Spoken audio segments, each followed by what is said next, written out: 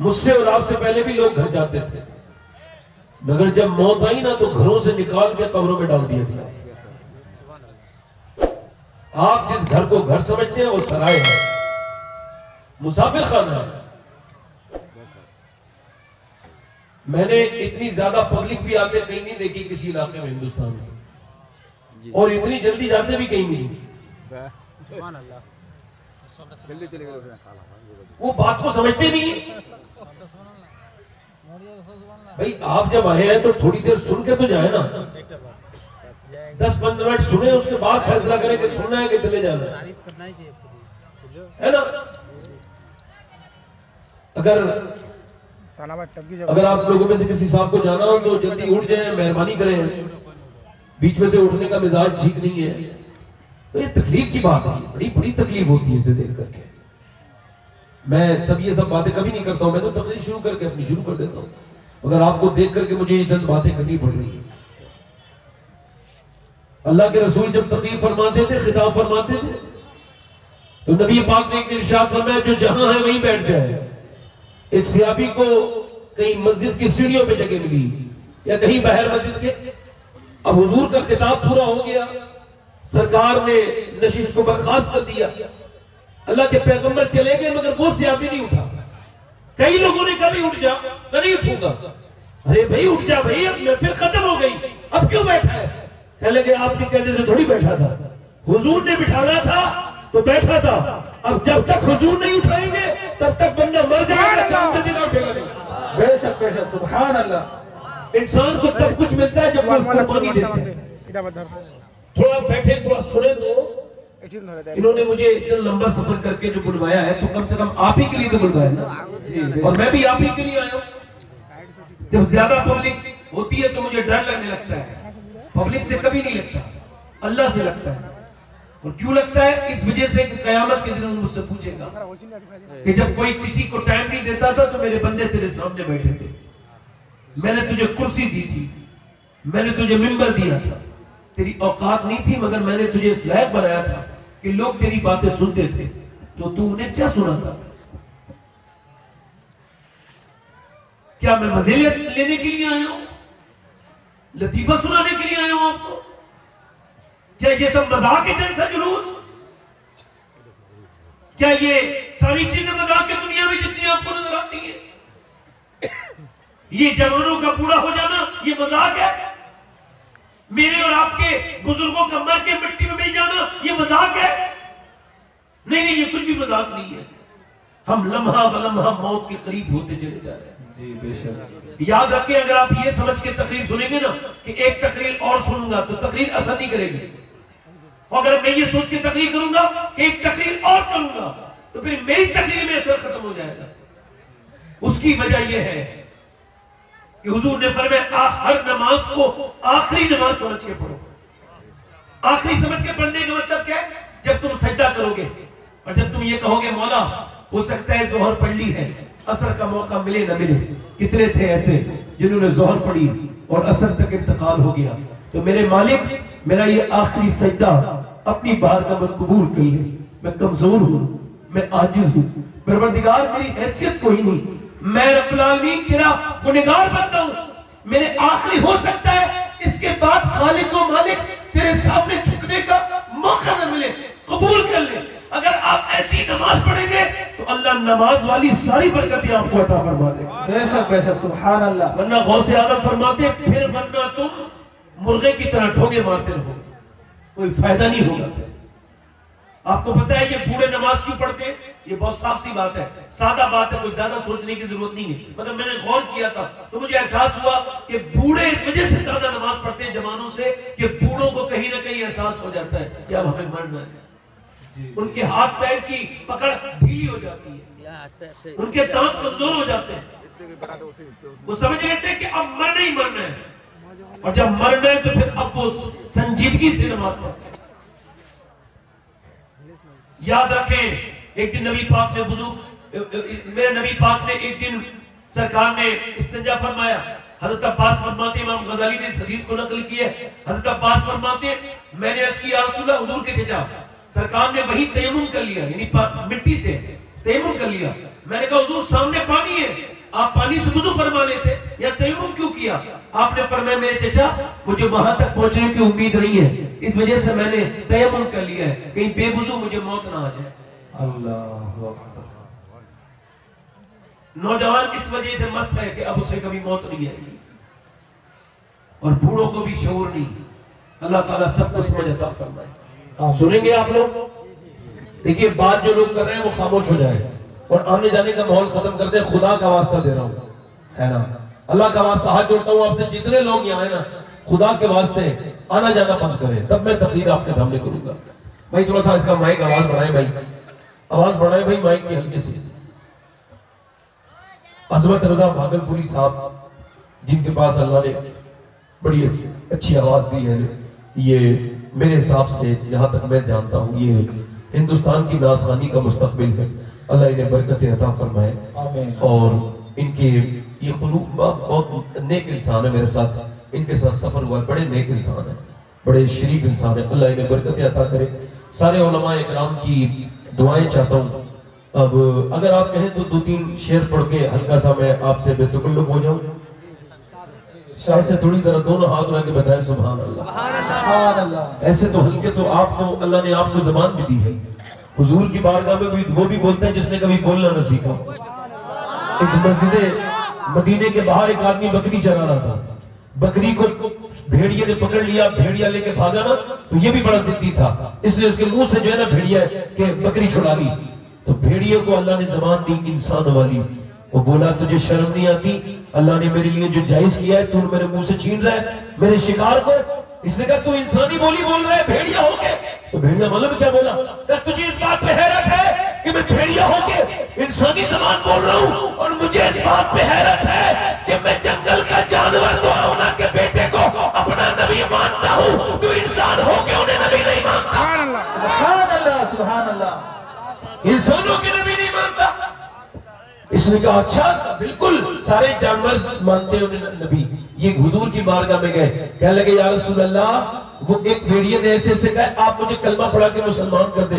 हुजूर ने फरमाया बाद में मुसलमान करूंगा, पहले सारे सहाबा को बुलाओ। सारे सहाबा आ गए। मेरे हुजूर ने फरमाया अब तुम इनके सामने बताओ ताकि इन्हें पता लगे मैं इंसानों का सिर्फ नबी बन के नहीं आया, बल्कि अल्लाह ने मुझे जानवरों का भी नबी बना के भेजा। नारे तकबीर, नारे तकबीर। ऐसा करो तो जरा जोर से बोला करो सुभान अल्लाह। दोनों हाथ उठा के लब्बैक या रसूल अल्लाह। हाँ, जितने लोगों को मरना है मेरी पूरी तकरीर सुन के जाएं, और जिन्हें नहीं मरना है उनसे मेरा कोई ताल्लुक नहीं है। मैं हर उस आदमी के लिए फायदेमंद हूं जो मौत की फिक्र रखता है, और जो मौत से बेगाना है उसके लिए मेरी तकरीर तो क्या कोई कलाम ही असर नहीं कर सकता उसको, है ना। बस आप आराम से बैठे, इंशाल्लाह मैंने गुफ्तगू भी करनी है, एक जात पर गुफ्तगू करनी है। मैं मगर 2-3 शेर पढ़ रहा हूँ, हल्का सा भाई आवाज बढ़ा के इको बढ़ाए।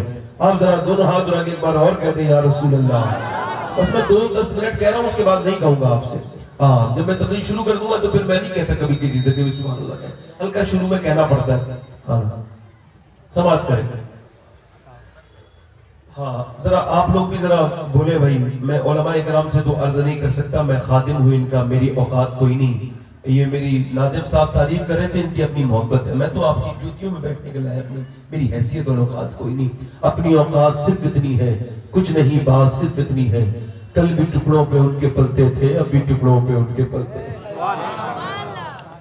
पढ़ता हूँ 2-3 शेर, जरा आप समाप्त करें। एक में ही नहीं उन पर कुर्बान ज़माना है,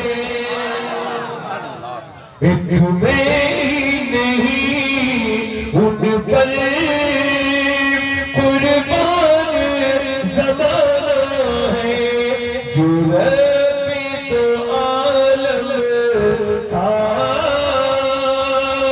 महबूब यगाना है, जो रब्बे तो आलम का महबूब यगाना है। कल कुर्सी हमें जिसने खुद पार लगाना है, कल कुर्सी जिसने खुद पार लगाना है, ज़हरा का वो बाबा है, हसनैन का नाना है, ज़हरा का वो बाबा है। जो कयामत से फूल से गुजारेंगे कौन है, जरा पढ़ ले, एक साथ पढ़ ले। ज़हरा का वो बाबा हसनैन। मौला अली फरमाते हैं कि मैंने फातिमा की सखावत का अंदाजा किया मगर हुआ नहीं। कहते एक दिन मेरे दरवाजे पे एक भिखारी आ गया तो वो मुझसे कहने लगा, अल्लाह के नाम पे अपने बड़े बेटे हसन को दोगे? या अल्लाह ये कैसा मिसाइल है, पहले तो खाना और पैसे मांगने वाले आते हैं, ये तो मेरा बेटा ही मांग रहा है। मैंने सोचा कोई इम्तिहान तो नहीं। मौला अली कहते मेरा दिल चाहा एकदम दे दूं। फिर मैंने कहा नहीं, खाली तेरा हक थोड़ी है, इसकी माँ का भी तो हक है। कहते मैं अंदर गया, मैंने कहा फातिमा एक साहिब अल्लाह के नाम पे उससे हसन को मांग रहा है। तो सैयदा मुस्कुराई, पर मैं आप परेशान क्यों होते हैं, ऐसा करें हसन अपनी तरफ से दे दे और हुसैन फातिमा की तरफ से दे दे। सुभान अल्लाह, सुभान अल्लाह।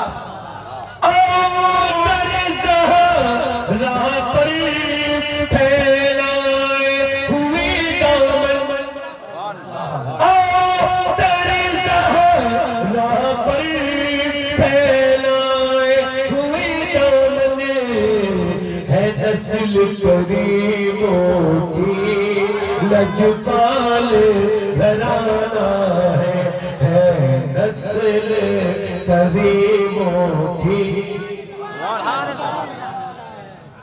और इज्जत से न क्यों मर जाए हम नाम मोहम्मद पर। पहले लोग हुजूर के नाम पे मरते थे, अब तो कोई एक्सीडेंट से मर गया, कोई शुगर से मर गया, कोई ब्रेन हेल्थ से मर गया, किसी को कोई मसला हो गया, है ना, दिल्ली की मौत का चलन हो गया।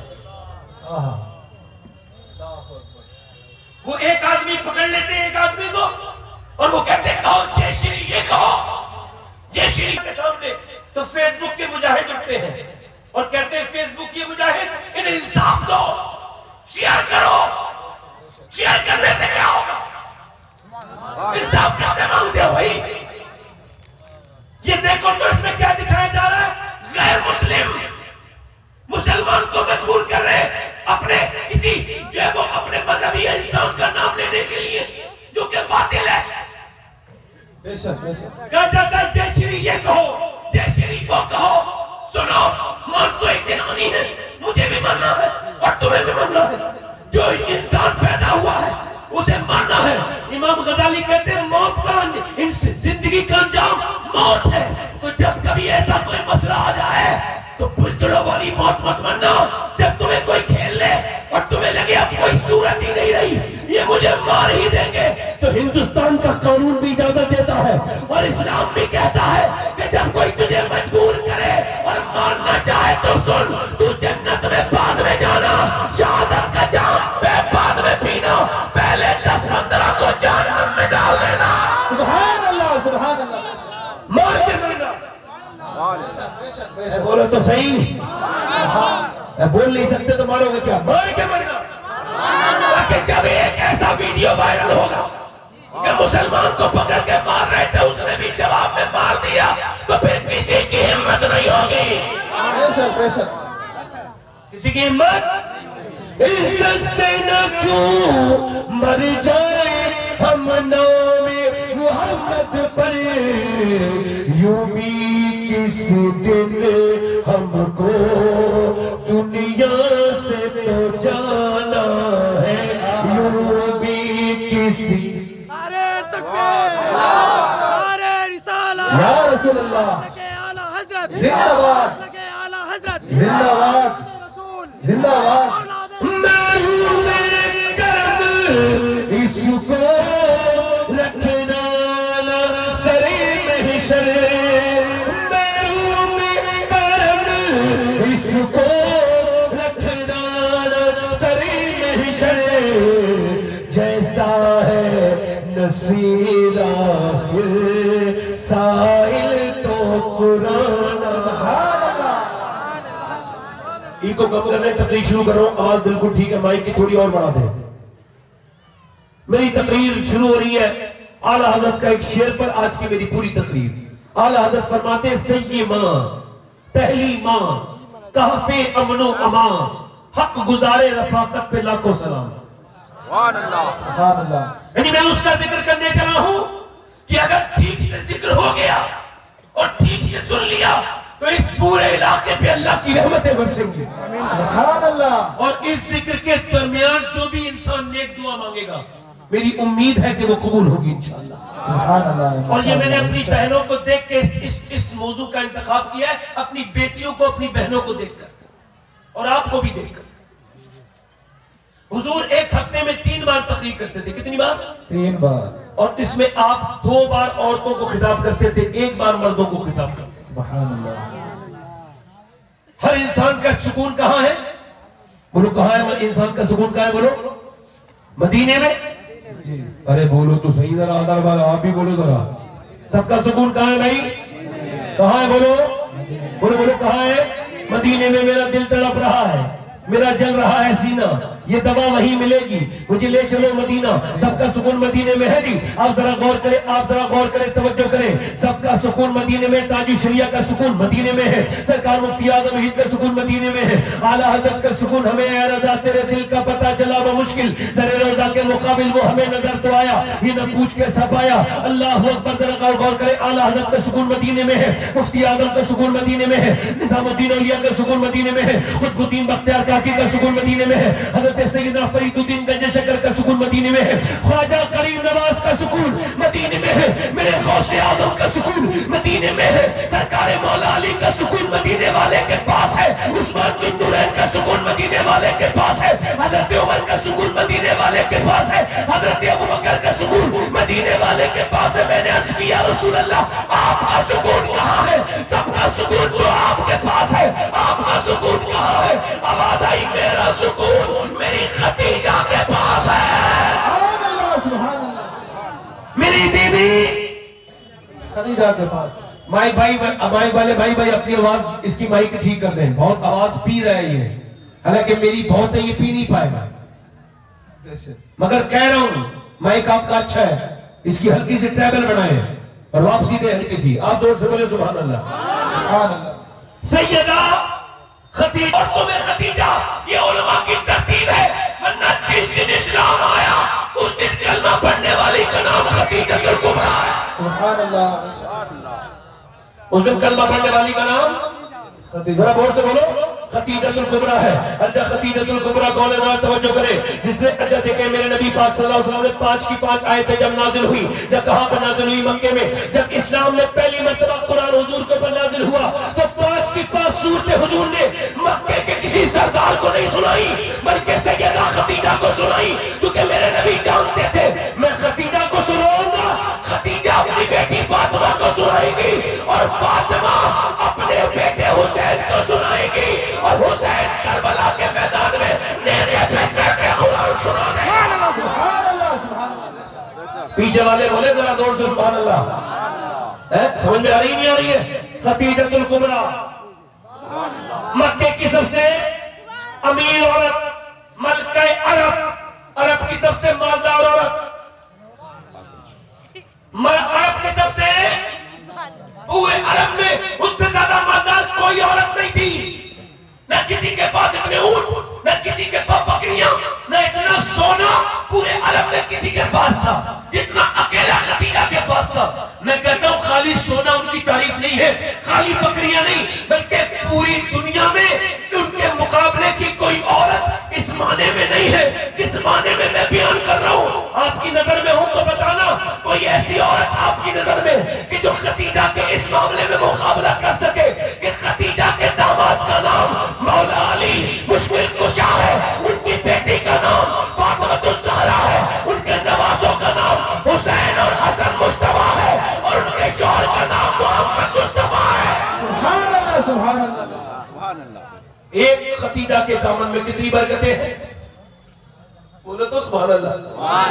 हुसैन की नानी का जिक्र कर रहा हूं, किसका कर रहा हूं? बोलो हुसैन की हुसैन की नानी का जिक्र करने चला हूं, तवज्जो करें, गौर करें। हुसैन की नानी का जिक्र करने चला हूं, इनकी शादी जो हुजूर के साथ हुई है ये कोई इत्तेफाक नहीं है। उसकी वजह यह है अल्लाह ने अपने हबीब को रिश्तेदार भी चुन चुन के दिए और यार भी चुन चुन के दिए।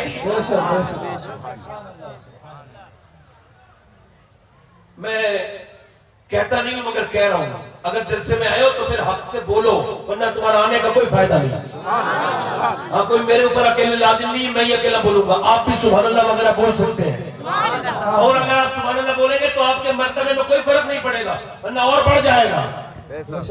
मैं देखता हूँ कुछ लोग बिल्कुल बुत की तरह बैठ जाते हैं, उन पर कोई असर ही नहीं होता, और दिल हो तो असर होना है। अभी गाली दे दूंगा ना एकदम असर हो जाएगा। समझ आ रही है? मगर चूंकि दिल बर्बाद है तो अंदर कोई अच्छी बात का असर नहीं होता। खतीजतुल कुबरा, बोलो सुभान अल्लाह। मैं क्या कह रहा था, अल्लाह ने अपने हबीब को रिश्तेदार भी चुन चुन के दिए और यार भी चुन चुन के दिए। न रिश्तेदारों का जवाब है न हुजूर के यार। सुभान अल्लाह।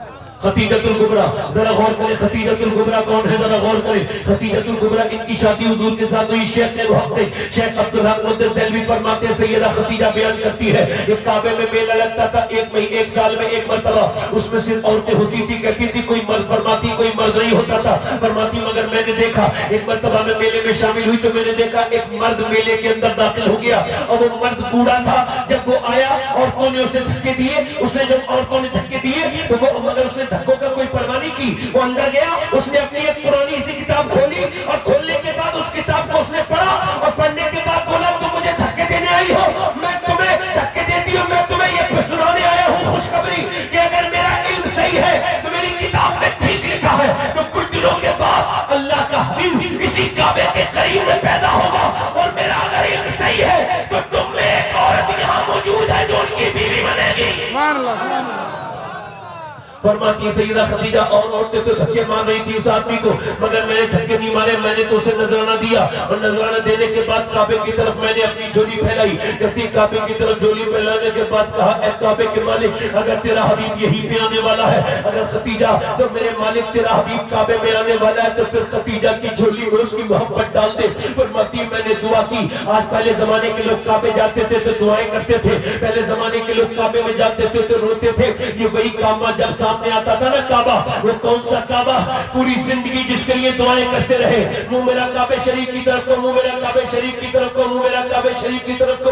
और जब काबा सामने आता है तो इंसान की आंखों से भी आंसू निकलते हैं, उसका दिल भी खौफ से ललक जाता है। काबे पे पड़ी जब पहली नजर क्या चीज है दुनिया भूल गया, मगर लोग पहले काबा देखते थे तो मियां जरा क्या करते थे, वो अपने गुनाहों को याद करते थे, अपने रब के सामने रोते थे। मगर अब ऐसा नहीं होता। पहले जरा गौर करें, अब तो मियां सेल्फियां लेते, मैंने काबे में देखा है लोग, जब मैं गया था तो 19वें हज पर मैंने देखा लोग सेल्फियां ले रहे, सेल्फियां काबे का तवाफ बाद में कर रहे, सेल्फी काबे की पीट करके सेल्फी ले रहे और सेल्फी डाल दी फेसबुक पर, माज़अल्लाह तस्वीरें बना रहे हैं वहां पर। मैंने मदीने में लोगों को सब तस्वीरें बनाते देखा, काबे के अंदर तस्वीरें बनाते देखा। सरकार शेख मुहीउद्दीन अब्दुल कादिर जिलानी, बड़े पीर गौसुल आजम, जब जाते थे बगदाद, जब जाते थे मक्का शरीफ तो आप मक्के की कंकरियों को उठा के चूमते थे। किसी ने पूछा आप मक्के की कंकरी क्यों चूमते हैं? आप फरमाते थे क्या पता किस कंकरी में मेरे हुजूर का पांव लग गया हो, क्या पता किस कंकरी को हुजूर से निस्बत हासिल हो गई हो। अल्लाह अकबर। इमाम हसन ने 25 हज किए, कितने हज किए बोलिए?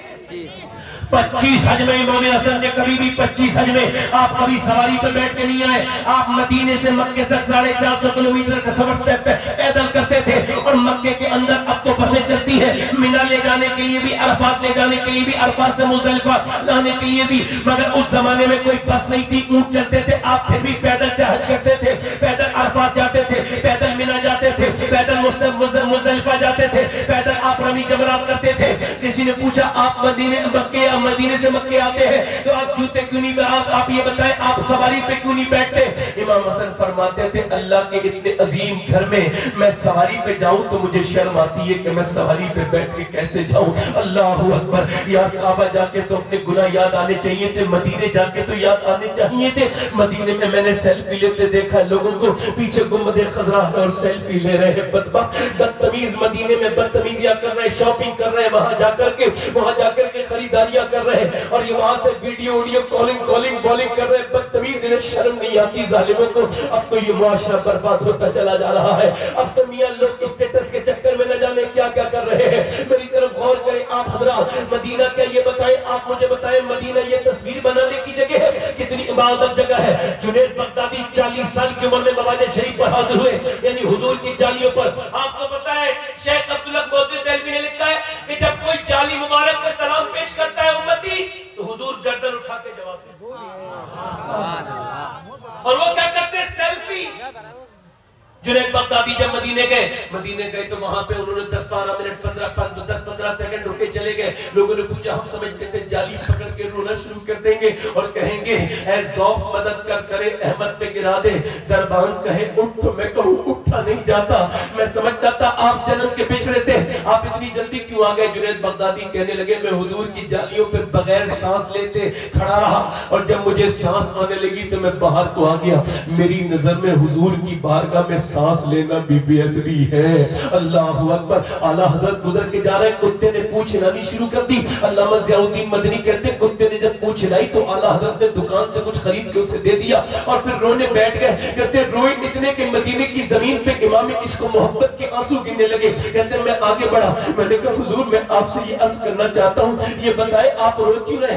आपने फरमाया पाराए दिल भी न निकला दिल से तौबे में रज़ा। उन सगाने तू से इतनी जान प्यारी वाह। फरमाते अहमद रजा वो कोई हिंदुस्तान का कुत्ता तो नहीं था, वो तो मदीने का कुत्ता था। उसका हक ये नहीं था दुकान से चीज खरीद के देना, उसका हक ये था कि तू अपना जिगर चीर देता, अपना सीना निकाल के और सीने का टुकड़ा अपने दिल का टुकड़ा उसे पेश कर देता। मगर तूने ये क्या किया, उन सगाने उसे इतनी जान प्यारी वाह। अल्लाह अकबर। फरमाते खौफ है समा खराशी सके तैबा का, वरना क्या आता नहीं नाला उफका। हमको मदीने जाके तो कहना चाहिए था मुजरिम बुलाए आते हैं जाऊ का है गवाह, फिर रखो कब ये शान करीमों की घर की है। अल्लाह सरकार हम गवारों में तर्ज़े अदब कहा, हमको तो बस फकीर हमको तो बस तमीज यही भीख पर की है। आसीमी है शहीदे ये तैबा है जाहिदो, मक्का नहीं तमीज जहां खैर और शर की है। मेरे इमाम ने कहा था हरम की जमीन और कदम रख के चलना अरे ऐसे का मौका है हो जाने वाले। अल्लाह तुम्हें कभी मदीना दिखाए ना तो याद रखना मदीना और मक्का तस्वीर बनाने की चीज नहीं है बल्कि तकदीर बनाने की जगह है। नारे तकबीर, नारे रिसालत, मसलके आला हजरत सरकार का मदीना, नारे तकबीर। मदीने में कभी अल्लाह तुम्हें मदीने ले जाए तो कभी सेल्फी मत खींचना, कभी तस्वीर मत बनाना। हुजूर की बारगाह अल्लाह दिखा दे तो फिर वहां रोना, अल्लाह से तौबा करना, अपने गुनाहों पर तौबा करना। याद रखे सैयदा खदीजा कहती है मैंने दुआ मांग करके मैं अपने घर गई। कहती घर जाने के बाद कुछ अरसे के बाद मैंने ख्वाब देखा। देख रहे हैं आप ख्वाब देखा। फरमाती ख्वाब ये देखा कि आसमान का सूरज मेरे घर में आ गया। बोले सुभान अल्लाह। कहती उसकी रोशनी से मेरा पूरा घर रोशन हो गया। फरमाती मैंने ख्वाब खत्म होने के बाद जागने के बाद मैंने बरका बिन नौफिल से इस वक्त मैंने ख्वाब की बाबत पूछा, ताबीर पूछी तो उन्होंने कहा ये तेरा जो ख्वाब है ना खदीजा, इसका मतलब ये है तेरे घर में अल्लाह का हबीब आएगा। सुभान अल्लाह, सुभान अल्लाह। कहती मैं एक दिन कहती मैंने अबू तालिब को बुलाया। मैं वो 2 बार मर्तबा बेवा हो चुकी थी, उनके बाप मर चुके थे, उनका भाई मर चुका था, दोनों मर चुके थे। अब सैयदा खदीजा पर सारी जिम्मेदारी थी और खदीजा इस्लाम लाने से पहले भी कभी बेपर्दा नहीं हुई। बेपर्दा कैसे होगी यार, उनकी गोद में फातिमा को जो खेलना था। तिजारत करती थी मगर तिजारत डायरेक्ट नहीं करती थी, पहले अपने खादिम को अपनी खादिमा से बात करती थी, खादिम खादिमा से बात, खादिम से बात करती थी, खादिम जाकर के पार्टी से बात।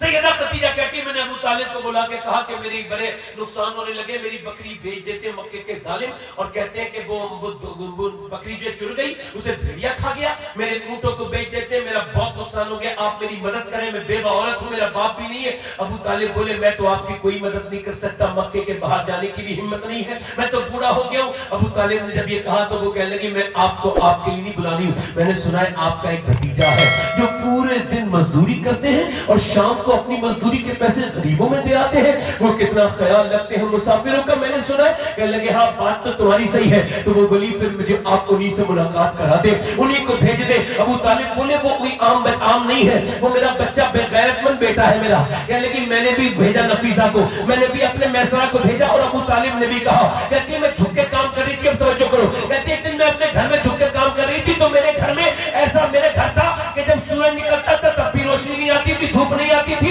और जब डूबता था तब भी धूप नहीं आती थी। यानी ना पूरब को मुता ना पश्चिम को मुता। और मगर मैंने उस दिन देखा कि मेरे ख्वाब की तरह अचानक मेरे घर में नूर ही नूर हो गया, अचानक मेरे घर में जगमग जगमग हो गया, हर कमरा मेरा रोशन हो गया।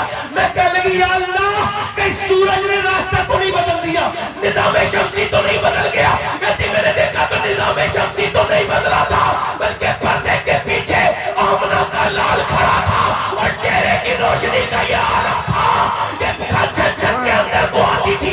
मेरा इमाम कहता है खुर्शीद था किस दौर पर, क्या पर्दे चमका था कमर, बेपर्दा जब वो रुख हुआ, ये भी नहीं वो भी नहीं। कहती मैंने हसीन तो बहुत देखे थे, मगर इतना हसीन कभी नहीं देखा। कहती फिर मैंने अच्छी बात ये देखी, सबसे बड़ी बात ये देखी, अब तक जितने मर्द आए थे ना मेरे घर, छुप छुप के मुझे देखते थे, देखे कैसी है खदीजा, कैसी है मलके अरब, देखे मलके अरब कैसी है। मगर ये पहला मर्द मेरे दरवाजे पे आया था जिसने अपनी निगाहें झुकाई रखी थी। ईमान की अलामत है नजरों को झुकाना। हकीम लुकमान ने अपने बेटे से कहा मैं 8 नबियों से मिला हूं और 8 से मैंने 800 बातें सीखी, उसमें से 8 छाटी, 8 में से मैंने जो है ना चूज की एक। और वो तुझे एक बता रहा हूं कि जब किसी घर जाए तो अपनी निगाहों को कंट्रोल में रखना, इसके बदले में अल्लाह तेरे दिल में नूर भर देगा और दुनिया में तुझे इज्जत अता फरमा देगा। ये नहीं कि सारे पोस्टर पर डालो जब बाजार में जा रहे हो तो, नहीं, निगाहें झुका के रखो, सुन्नत है हुजूर की। कहती खदीजा जब वो बोले तो वो बातों से उनके फूल झड़ रहे थे। कहती मैंने अपने गुलाम, मैंने उससे अर्ज की आप मेरे काफिले के साथ चले जाएंगे, मेरे टूर पे चले जाएंगे। तो उन्होंने इजाजत दे दी। फरमाती जब उन्होंने इजाजत दे दी, उन्होंने जब इजाजत दे दी तो फिर मैंने मैसरा से कहा देखो तुम्हें मुल्क शाम जाना है इनके साथ और इनका ख्याल रखना, ये बड़े मुअज़्ज़ज़ इंसान है। वो मैसरा कहता है मुझे तो पहले भी यही बातें सुनाई गई थी, अब भी यही बातें सुनाई जा रही थी कि ख्याल रखना। मैं तो गुलाम था ही, मेरा काम ही ख्याल रखना था।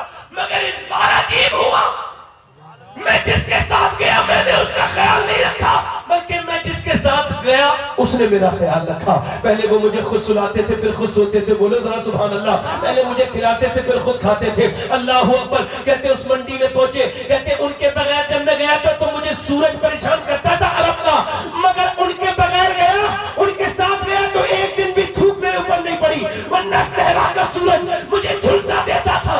किसी ने कहा सूरज नहीं निकलता था, सूरज तो रोज निकलता था, मगर आमना के बेटे के सर पर बादल साया करता हुआ चलता था। बोलो बोलो जरा बोलो सोचो।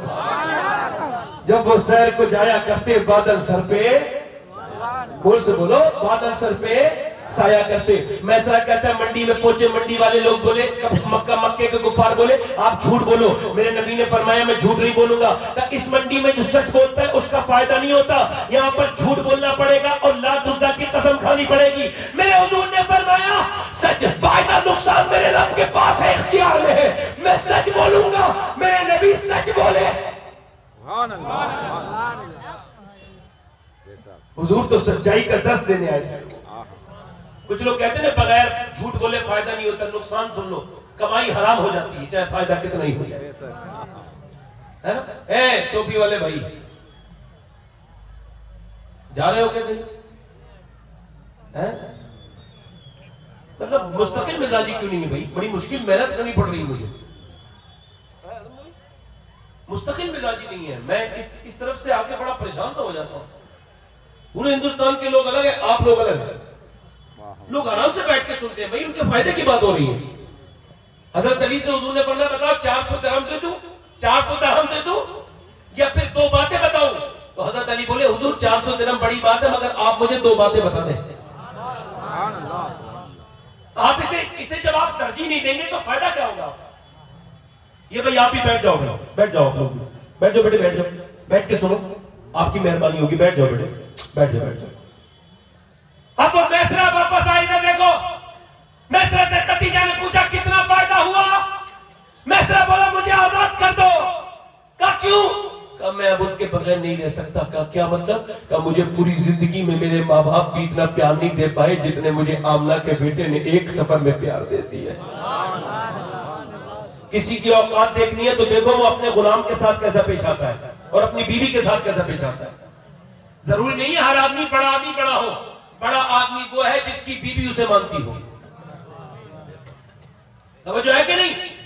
मुजाहिद मिल्लत की बीवी उन्हीं की मुरीदा थी। ये मुजाहिद मिल्लत की बहुत बड़ी करामत।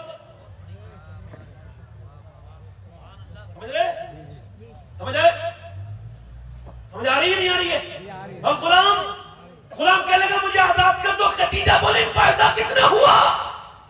का तो सुनो, उस मंडी में जाने वाले बरकत वाले ने ऐसा सच बोला कि किसी झूठे को आज तक इतना फायदा नहीं हुआ जितना उस सच बोलने वाले को अल्लाह ने फायदा अता किया। खदीजा कहती मेरे दिल में मोहब्बत बैठ गई और रिश्ते आते थे पहले खदीजा के पास। पूरे अरब की सबसे मालदार औरत थी तो रिश्ते भेजते थे लोग कि मालदार हो जाएंगे। कहती वो कबूल नहीं करती थी, मगर हुजूर को उन्होंने अपनी तरफ से रिश्ता भेजा। हुजूर के पास गया रिश्ता, नफीसा गई, कह लगी मेरी खादिम, मेरी मालकिन आपसे शादी करना चाहती है। हुजूर ने फरमाया यार और कोई होता तो एकदम नहीं कह देता, हाँ ठीक है चलो ठीक है। नहीं नहीं, हुजूर ने फरमाया मैं अपने चाचा से मशवरा करूंगा। क्यों? मेरे आका जानते थे कि एक दौर ऐसा आएगा कि नौजवान लड़के लड़कियां ये कहेंगे अपनी मर्जी से शादी करने में क्या बुराई है। क्या बुराई है बताओ? शादी तो हो जाती है, निकाह तो हो जाता है, मगर हराम है माँ बाप की बगैर मर्जी की शादी करनी। मगर जैसे शराब पीने से नशा हो जाता है वैसे निकाह भी हो जाता है, मगर हराम है। और माँ बाप की बगैर मर्जी की शादी करने का इल्जाम 99% तलाक है। बाबा फरीदुद्दीन के पास एक लड़की थी, काम करती थी उनके यहाँ पर। एक मुरीद आया, नया नया मुरीद का रंग नहीं चढ़ा था, उस पर लड़की का आशिक हो गया। आपने फरमाया वो मेरा मुरीद नहीं आता, कहने लगे वो तो आशिक हो गया फला लड़की का। वो अच्छा, आपने फरमाया बुलाओ। आया, कहा क्या बात है? हुजूर रात को नींद नहीं आती, उस लड़की की बड़ी हसरत आती है, मैं हुजूर उसके बगैर रह नहीं सकता, इसके लबो रुखसार का असीर गुलाम हो गया हूँ। आपने फरमाया तो इसमें परेशानी की कौन सी बात है, हम 1 हफ्ते के बाद आपकी शादी कर देंगे। वो बड़ा खुश हुआ, हुजूर आपसे अच्छा पीर तो मुझे कहीं नहीं मिलेगा, आपने तो मेरा मसला ही हल कर दिया। आपने फरमाया ठीक है 1 हफ्ते के बाद आ जाना। 1 हफ्ते तक उस औरत को, लड़की को कोई दवा खिलाई, उसकी तबीयत खराब हो गई, इतनी खराब ये 1 हफ्ते के बाद दूल्हा बन के आए साहब। तो आपने फरमाया भाई इसकी दुल्हन को लाओ। तो औरत पकड़ के लेके आई, बिल्कुल नहीं, वो लागर कमजोर हो चुकी थी लड़की। इसने कहा ये तुम्हारी दुल्हन ने देखा पड़ा है? तो हुजूर ये तो नहीं है, ये तो वो नहीं है जिसके लबो रुखसार का मैं आशिक हुआ था। आप मजाक कर रहे? फरमाया मैं मजाक नहीं कर रहा हूँ, देखो यही वो लड़की है जिसके तुम आशिक हुए थे। कहा हुजूर ये वो नहीं है जिसके जिस्म को देख करके मैं दीवाना हुआ था, जिसकी आंखें और जिसकी जुल्फ देख करके मैं मस्ताना हुआ था, ये वो नहीं है। आप फरमाने लगे तू चला जा, अब मुझे तुझसे कोई काम नहीं, अगर ये नहीं है तू तो चला जा। वो तो चला गया। आपने फरमाया अब इसके बाप को बुला के लाओ। बाप आया, आपने फरमाया बताओ। जैसे ही बाप आया, बाप ने अपनी बेटी को देखा, एकदम बेटी का हाथ पकड़ लिया और बेटी की हालत देख के रोके कहने लगा मेरी बिटिया तुझे क्या हो गया? मेरी बेटी ये तो मैं तो तुझे ठीक छोड़ के गया था, मेरी बेटी मेरी लाडली को क्या हो गया? हुजूर मेरी बेटी को क्या हो गया है? बाबा फरीद रोने लगे, सारे मुरीद रोने लगे, सारे मुरीद इतना रोए इतना रोए इतना रोए बाबा फरीद के सारे मुरीद रोने लगे। लोगों ने पूछा हुजूर क्यों रो रहे? आपने फरमाया देखो सच्ची मोहब्बत ये बाप अपनी बेटी से करता है, इसे बताना भी नहीं पड़ा, इसने पहचान लिया अपनी बेटी को। ये फरमाने लगे और लोगों देखो माँ बाप की मोहब्बत को समझो, ये जो मोहब्बत है तुम्हें दिखाते हैं ये झूठ होती है। मोहब्बत वो है जो माँ बाप अपने बच्चों से करते हैं, अच्छा बुरा उनका जानते हैं समझते हैं। मेरे नबी पाक ने फरमाया चाचा से मशवरा, और हुजूर को किसी के मशवरे की जरूरत, मगर फिर भी मशवरा किया ताकि लोगों को पता चले इसमें सुन्नत भी है और इसमें हिकमत भी है, बरकत भी है। हुजूर दूल्हा बन के जा रहे हैं, अबू तालिब ने इजाजत दे दी, अब जा रहे दूल्हा बन के हुजूर। कहां? एक बेवा के घर। 25 साल के हुजूर 40 साल की बेवा के घर। हमारे यहाँ बेवा की शादी होती है,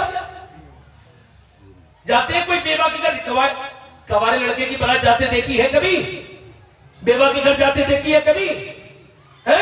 अरे कभी जाते देखी आपने? क्यों? क्योंकि यहाँ के गैर मुस्लिमों का तरीका हमारे अंदर भी है। मुसलमान बेवा को बुरा नहीं समझते थे, मगर गैर मुस्लिम समझते थे। उसका असर हमारे माशरे में भी है।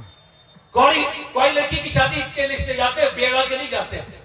एक बेवा ने तो अपना जो है ना वो क्या किया, गला दबा दिया अपना, तो बच गई वो। उसने फांसी लगाई थी। किसी ने पूछा तूने क्यों फांसी लगाई? कहने लगी मेरी माँ जो है ना शादी की तैयारी कर रही भाई की। मैंने कहा मुझे भी तो लेके चला करो ना, जब शादी की तैयारी करती, जेवर खरीदने जाती हूँ, कपड़े। तो मेरी माँ कहने लगी तुझे क्यों लेके जाए, तू मनहूस है, बेवा है, अगर तेरी नजर पड़ गई मेरे बच्चे पे तो मेरे बच्चे की जिंदगी बर्बाद हो जाएगी। कहने लगी जब मेरी माँ ही मुझे मनहूस कह रही है तो मैं जी के क्या करूंगी। अल्लाह अकबर। नौजवानों कोई लड़की ऐसी मिले ना जिसके छोटे छोटे बच्चे हो, यतीम, और उसका कोई सहारा ना हो, तो उसके सर पे हाथ रख देना। अपनी जवानी पे तकब्बुर मत करना, बल्कि अल्लाह के लिए उस बच्चों को अपना लेना। उन बच्चों के दिल की ख्वाहिश पूरी कर देना। यतीमों के कोई राजी हो ना हो, मगर अल्लाह राजी हो जाएगा। उस बेवा से अगर शादी करोगे, अगर तुम ये समझते हो कि मैं हसीन हूँ, मैं बहुत जवान हूँ, तो सुनो, अल्लाह ने जवान और हसीन पे बात बनाए, मगर जैसा आमना का लाल बनाया ऐसा आज तक किसी को नहीं बनाया, न बनाएगा। ऐसा हसीन जिसे मेरे हुजूर है सरकार चल रहे, दूल्हा बन के पहुंचे। शादी के बाद पहला काम क्या होता है? पहला काम ये होता है कि बीवी अपनी सास को घर से निकाल देती है, अपने शौहर को कहती है तुम अब मेरे हो, मैं आपकी हूं, आप मेरे हैं। आपकी मां से क्या मतलब? मां को खर्चा दीजिए आप, मगर मेरे पास रहिए। बात जगह तो माओ के साथ बड़ा बुरा सलूक होता है। मैं कहता हूं जिस माली ने पेड़ लगाया शुरू से, उस माली की कोई जरूरत नहीं। जिसने बचपन से पेड़ लगाया, जिसने पानी दिया, जिसने मौसमों से बचाया, वो बागबान पूरी जिंदगी पेड़ की खिदमत करता रहा। अब पेड़ जब मजबूत होकर खड़ा हुआ है तो उसकी छांव में कोई और बैठेगा? तुम 2 दिन से आके मालिक बन गई, वो बूढ़ी मां मालिक नहीं है। बल्कि छोड़ो, अब तो ये तो बात इससे भी गई गुजरी बात होने लगी। लोग अपनी माओ को घर से निकालने लगे, बाप को घर से निकालने लगे। लानत भेजता हूं ऐसे लोगों पर जो अपनी बीवियों की वजह से अपनी माओ के साथ बदतमीजियां करते हैं। ऐसे लोगों की कमाइयों पर लानत, चाहे वो करोड़पति हो, जिनकी माएं उनसे पैसे मांगती हैं। माएं भीख की तरह पैसे मांगती हैं। बल्कि मैं अजमेर एक मर्तबा गया तो अजमेर शरीफ में मुझे भूख प्यास लगी थी। एक औरत ने मुझे देखा, आवाज दी यहाँ पे आओ बेटे। मैंने कहा जी अम्मा क्या बात है? कह लगी बेटे क्या तुम्हें प्यास लगी है? मैंने कहा लगी तो है। कह लगे तो फिर ऐसा करो यो पानी पी लो। मैंने कहा तुम्हें कैसे पता मुझे प्यास लगी है? कह लगी मैं तेरी माँ नहीं हूँ, वो तो किसी की माँ, ले पानी पी बेटा। मैंने पानी पिया। फिर मैंने बाद में पूछा अम्मा तुम कहाँ की रहने वाली हो? कह लगी बेटे छोड़, तूने पानी पी लिया। मैंने कहा बताओ ना अम्मा कहाँ की रहने वाली हो? कह लगी नहीं बेटे तू अपना काम कर। मैंने कहा माँ बता दे, तुझे गरीब नवाज का वास्ता है। तो उसकी आंखों में आंसू आ गए। कह लगी बेटे मैं कानपुर की रहने वाली हूँ। एक बेटी की शादी हुई तो उसने निकाल दिया, दूसरे की शादी हुई उसने निकाल दिया, तीसरे की शादी हुई उसने निकाल दिया। 4 बेटे थे, सबसे छोटे वाली की हुई, उसने भी 1 साल के बाद निकाल दिया।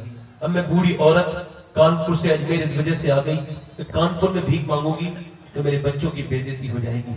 मैंने सोचा अजमेर में जाके भीख मांगूंगी, मगर मेरा बाप भी बड़ा इंसान था, मेरा शौहर भी खाते पीते घर का था, मुझे भीख मांगने की आदत नहीं है ना। तो 3 दिन से भूखी बैठी हूँ मेरे बेटे, मैंने कुछ खाया नहीं है, थोड़ा बहुत कुछ पी लिया है, ना मेरे पास छत है। कल रोने लगी। मैंने कहा अपने बच्चों के लिए बद्दुआ करेगी? नहीं नहीं, मैं अपने बच्चों के लिए बद्दुआ नहीं करूंगा। जिन पेड़ों को मैंने अपने हाथ से लगाया उनके उजड़ने की कैसे बद्दुआ कर सकती हूँ? अल्लाह अकबर। जरा गौर तो करें, जरा गौर तो करें, अल्लाह के रसूल की शादी हो गई और आपकी माँ, अल्लाह अकबर, जरा गौर तो करें, आपकी माँ है हलीमा। वो कहती है मेरा दिल चाहा अपने बेटे से मिलने जाऊं, फिर मैंने सोचा वो तो अब मलका अरब का शौहर हो गया है, अरब की सबसे मालदार औरत के शौहर बन गए, अब वो मुझे कैसे पहचानेंगे? मैं खाना बदोश औरत, दूध पिलाने वाली, उजरत पर, मुझे क्या वो पहचानेंगे? मगर फिर दिल ने कहा वो तो बचपन में भी करीम थे, हलीमा वो तो अब भी करीम ही होंगे। कहती मैं गई तो मेरे बेटे ने मुझे देखा मक्के में तो उठ के खड़े हो गए और मेरे बेटे ने अपनी चादर बिछाई और चादर बिछाने के बाद मुझे ऊपर बिठाला और खुद नीचे बैठे और फिर उनकी बीबी खदीजा बोली ये कौन है जिसे आपने इतनी इज्जत दी है? सरकार ने फरमाया खदीजा पहचानो, ये मेरी माँ हलीमा है, इसने मुझे दूध पिलाया है। मतलब क्या है? अगर तुम ये चाहते हो कि तुम्हारी बीबियां तुम्हारी माओ की इज्जत करें तो तुम अपनी बीबियों के सामने अपनी माओ की इज्जत किया करो, बेइज्जती ना किया। नारे तकबीर, नारे रिसालत। अगर माओ के साथ बड़े